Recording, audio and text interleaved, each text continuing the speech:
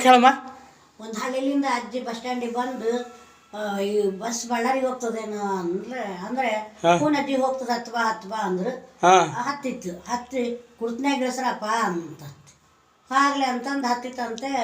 ಒಂದು ಚಟಿ ಮಕ್ಕಂಡು ಬಿಟ್ಟದ, ನಿದ್ದೆ ಹತ್ತಿ ಬಿಟ್ಟದ ಅದಕ್ಕೆ.